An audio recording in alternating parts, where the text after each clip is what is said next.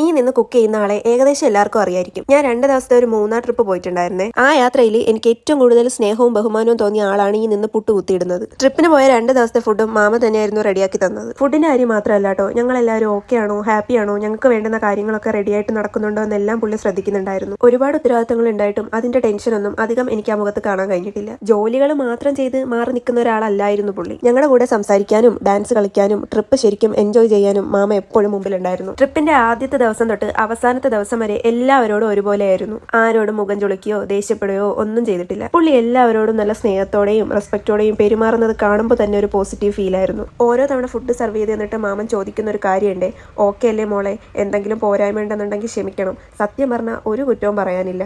കഴിച്ച ഓരോ ഫുഡും അത്രയും ടേസ്റ്റ് ഉണ്ടായിരുന്നു. ട്രിപ്പിന്റെ ലാസ്റ്റ് ഡേ ഞങ്ങൾ പരുന്തുംപാറ വ്യൂ ഒക്കെ കണ്ടിട്ട് തിരിച്ചു വന്നപ്പോൾ ഞങ്ങൾക്കുള്ള ഫുഡുമായിട്ട് മാമ റെഡിയായി നിൽപ്പുണ്ടായിരുന്നു. മഴയത്ത് ഈ കാണുന്ന ബിൽഡിങ്ങിനകത്ത് കറണ്ട് പോലും ഇല്ലാതെയായിരുന്നു പുള്ളി ഞങ്ങൾക്ക് വേണ്ടുന്ന ഫുഡ് കുക്ക് ചെയ്ത്. സത്യത്തിൽ ഇങ്ങനെയുള്ള ആളുകൾ ഉണ്ടെങ്കിൽ ഏത് ട്രിപ്പും കുറച്ചും കൂടി സ്പെഷ്യലാകും. ഒരു യാത്ര മനോഹരമാകുന്നത് സ്ഥലങ്ങൾ കൊണ്ട് മാത്രമല്ല, ചില മനുഷ്യർ കൊണ്ട് കൂടിയാണ്.